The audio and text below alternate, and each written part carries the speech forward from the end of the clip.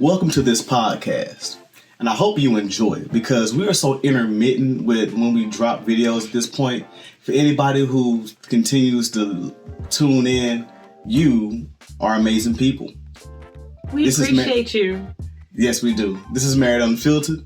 I'm RaMone. And I'm Kiah. And what are we going to be talking about in this one? Today we're going to be talking about grief and guilt. Grief and guilt.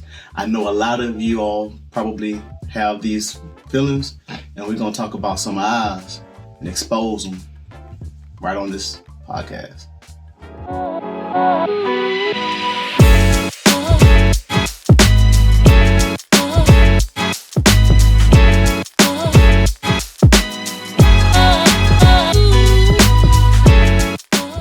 So, grief and what else? Grief and guilt. And guilt. I feel no guilt for nothing. I'm lying. However, recently we've had to deal with some that impacted this household, I would say. And it was a little, for me, it was a little hard, but easy. I don't really know how to say it. It was difficult. And Kiah was a little more to your heart, I would say. All right? Yeah. Let me just give a little background because I hate talking about stuff and it's just not clear what in the world's going on. Y'all know y'all like, what the hell y'all talking about? Yeah. So this is what we're talking about. Yeah. So a couple weeks ago, my dog Charlie passed away. I had Charlie for almost 10 years. So if anybody actually knows me personally, you know, Charlie was my road dog. Charlie has been around for a long time. He was my first baby, and he basically been around since I was an adult, so 22, I think.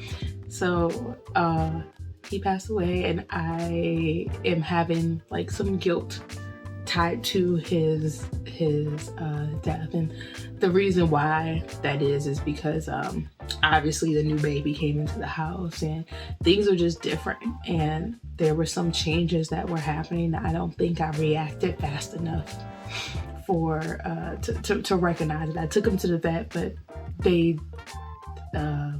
maybe they didn't give the answers we needed, or they didn't find the problem. I would say it was a misdiagnosis if I had to just... Yeah, maybe, yeah. But in my mind, I'm like, well, maybe I was too late and then I didn't wait soon enough, or I didn't react quicker as we start seeing the decline.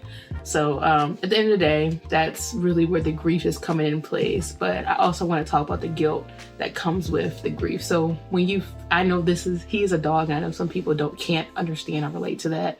But surprisingly enough, this is something that hit me harder than I think I ever thought it would. Because everybody else knew, but I think I didn't know. So it was just a surprise and we didn't expect it. And I bottled everything up that day. You know, I actually had to do it all on my own because RaMone had to be here with the baby. And when I got home, I guess I seemed like I was okay, or acted as if I was okay. I broke down on the phone with him when I called to tell him what was going on and stuff. I called my mom. She talked to me while I went driving back home. But then like the next day, I went right back to work.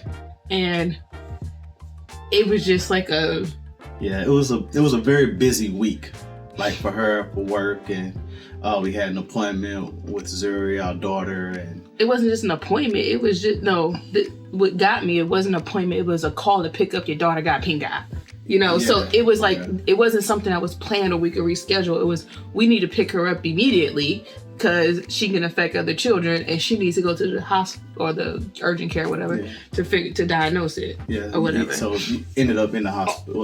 The next day with her, So I never had time to process it, and everything was just happening back to back. So I was hoping, like my day with work, I had really no meeting. So it was just really, I thought it was gonna be calm, and then I get the thing with Zuri, and I have to do it all on my own. So it just hit me so hard. It hit me like it's too much. I remember calling him like, "You need to come home. Like, I need you to come home like now." I mean, he was almost off work, but I was like, "Don't pass go. Don't pick up food. you need to come home. Yeah. Because I felt it. I felt that pain. And I mean, it's weird for me because as an adult, I haven't had many people pass away. As a child, I had a lot, and I don't really remember any grief tied to it for me. You was but mad young when they passed, though. Yeah, like, so I mean, my uncle passed away when I was in my 20s. So like, but it's different when someone is Were you that close to your and uncle? that's my point. Exactly, was I that close to my uncle? So I guess that Charlie was a dog that I took care of. That He was he was like my child, like my family. He was a road dog. People say them fur babies they babies, but yeah, like they are people's surrogate children, you know, and it sucks. Like, so I'm not an animal lover. Like, I mean, if you know me, you know, RaMone don't really care for animals. Like, I don't like the zoos. I don't like pets, really. But Charlie was a good dog. You know what I'm saying? Like, he wasn't the smartest dog in the world, but he was cute and he was chill. And that was enough for me. I remember when I first met him, I was like, ooh, you got a dog? He went up my leg, sniffed me a little bit, and then he kind of went on his way. And I was like, oh, I ain't never met a dog like that. You know, like, ever since then, it was cool. And I was out of the 10 years she had him, I've been around for probably about 5 of them or so, maybe 6. And he's grown. He really grew on me, and I didn't realize how much he grew on me, right? Now I've had to deal with quite a bit of death, either family members or friends that passed away, and I've grown accustomed to it, although I'm not numb to it. But my grief comes because I didn't know how much I cared about Charlie. Like, I really didn't. I always said, man, when that dog go, you gonna be messed up. Never thought like how I would feel, you know, when he goes. And I actually felt I was in distress, but I can't honestly say I could pinpoint what the emotion was. I can't say, oh, I loved him, because I didn't. I liked him. I liked him a lot, but I wasn't. It took me a while to even feel like a dog dad. You know what I'm saying? Like, because it's just not who I am.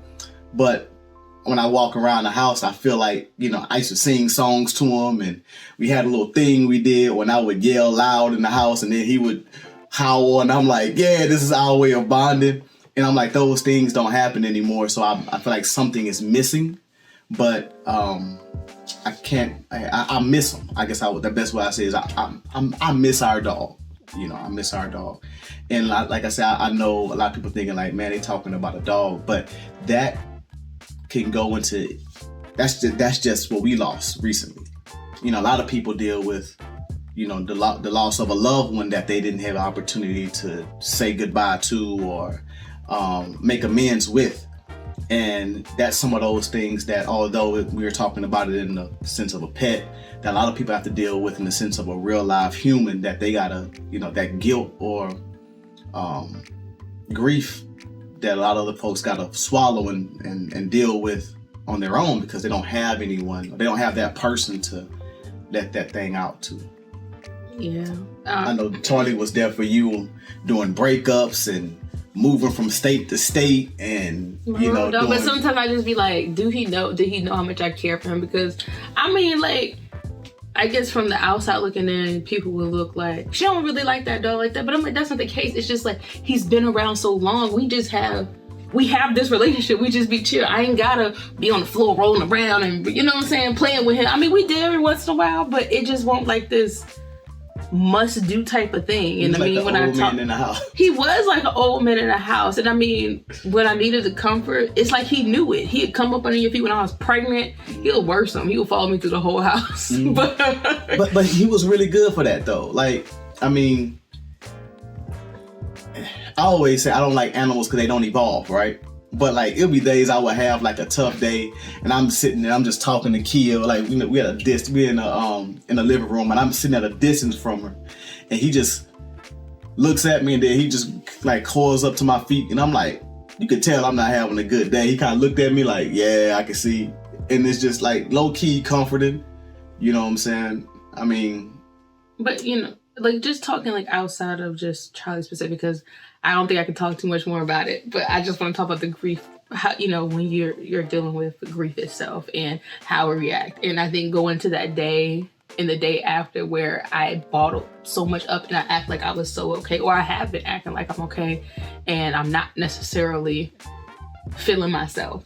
You know what I'm saying? And like I said before, the guilt of probably, I mean, I said a goodbye, but maybe there was also, did he really know? Did he understand? Did he, was I wrong for not doing X, Y, and Z? So it's these feelings that I keep running through in my mind all the time, that I'm sure other people kind of deal with on a daily basis. And like,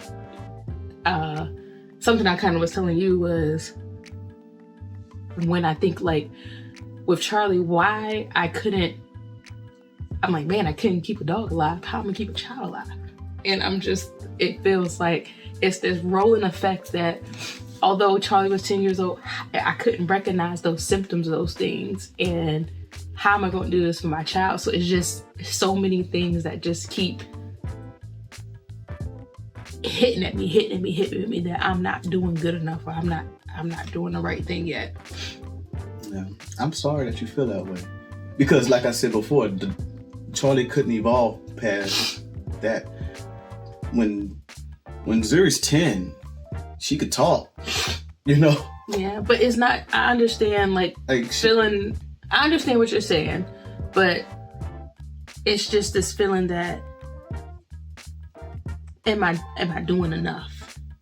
Am I, like when Zuri gets sick, am I making sure that I am doing it in my absolute all possibility to make sure it's being taken care of, you know, with the, you know, all the stuff that we get back from the doctors and all that stuff, and I'm not getting, I don't know, clear story sometimes it feels like. Well, all right, so you know, doctors, they tell you what they know or they think is right, but at the end of the day, it's a practice. Like that's what they are. Like being a doctor, it's a medical practice. You know what I'm saying? Sometimes they get it wrong, you know. Sometimes they get it right.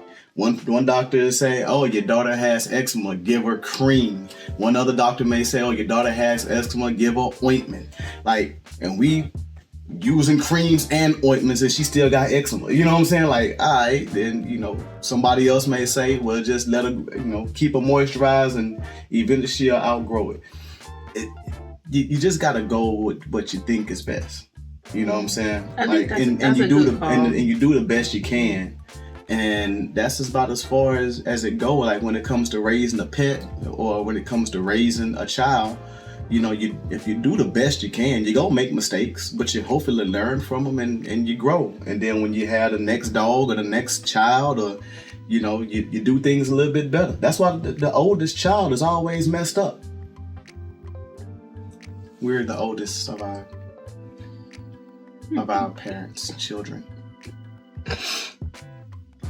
For the people who are listening to us on this podcast, we're smiling eerily in the camera. So, but you know and I'm sure you know our parents deal with, you know, some of the things that maybe they've taught us that they wish that they did with us that they probably wish they could change or redo, right?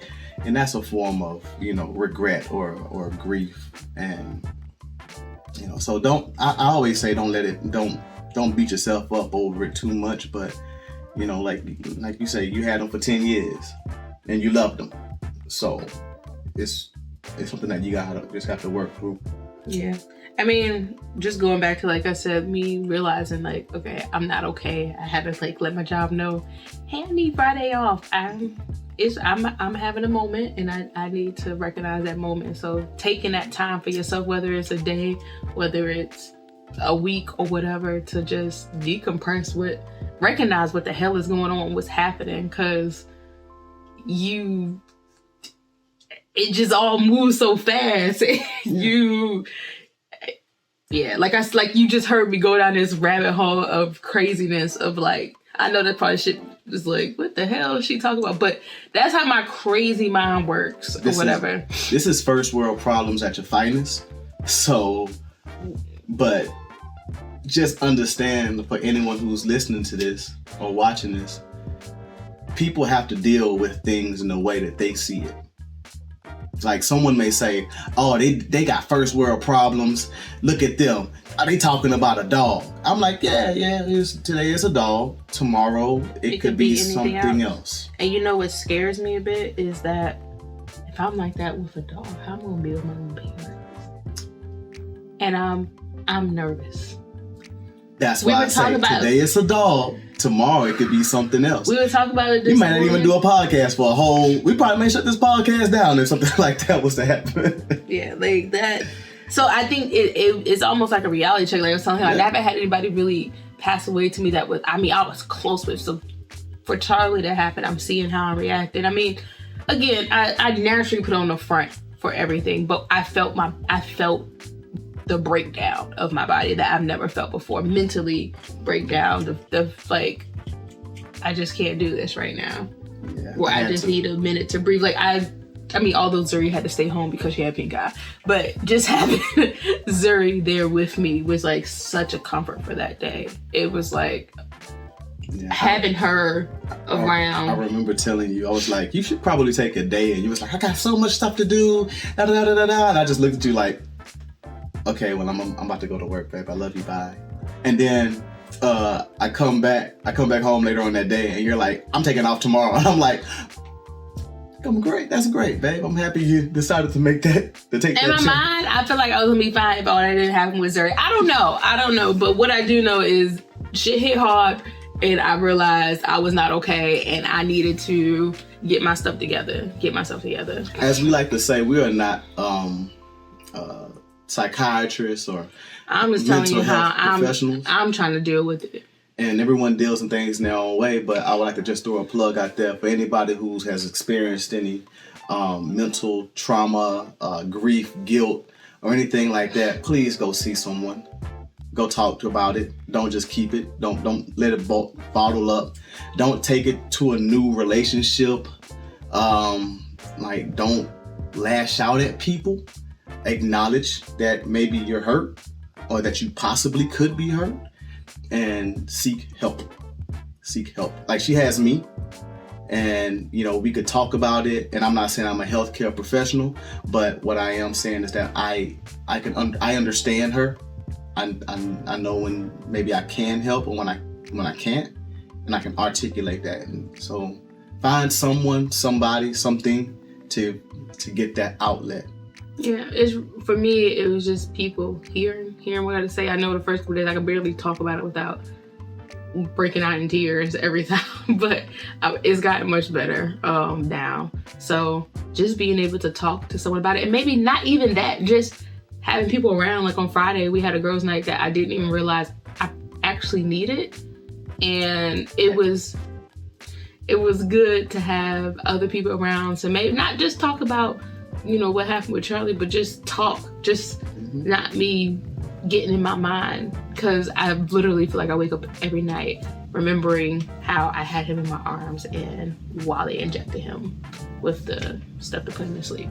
So like, it's good. It was good to have my girls' night the other day, and having people kind of comfort you, even if it's not talking about that specific situation.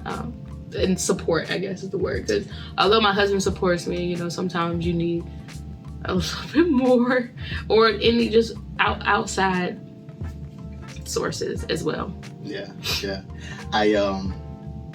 It was really nice to see her kind of relax.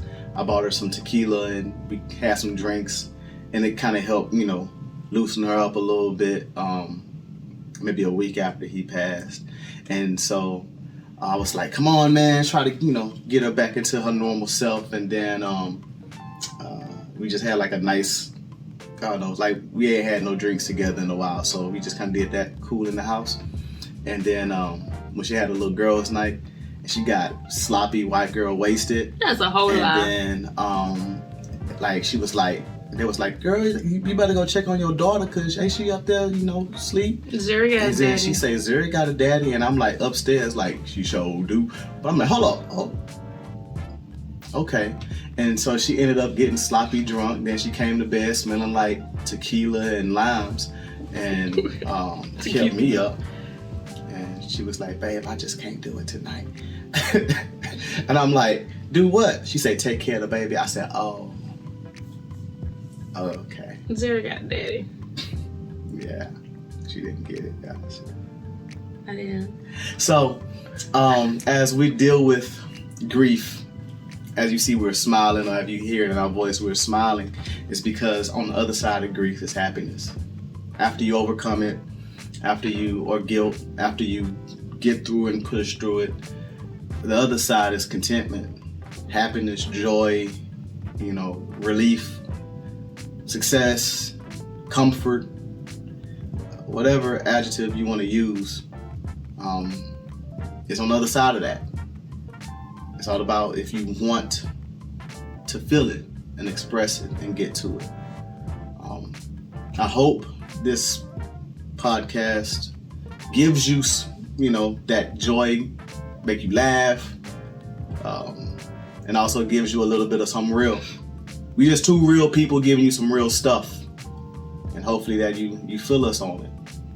Yeah, hey, babe, you have any salutations for these people that's listening to us? These fine, amazing people. These 5 amazing people. I know I said fine, but it possibly is 5 amazing people. If it's 5 people out there listening to this, share it to 5 other people. Do like they do it in church. You know what I'm saying? Share, give freely from the abundance of your heart. This podcast to other people. Oh my gosh! Okay. Give it. So I think I still have one more thing on my heart before we close this down. This therapy session. It's a therapy session for me right now, so I think I'm just dealing with it. So I don't talk about this situation much, but I do think it may be relatable for other people, but I don't know. So I guess another grief for me would have been 10 years ago, right after I got Charlie, was I had an abortion when I was 22.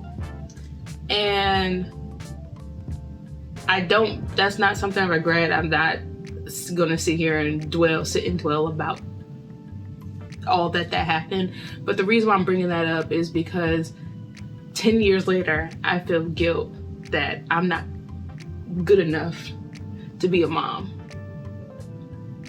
I mean, I did what I did because I didn't believe that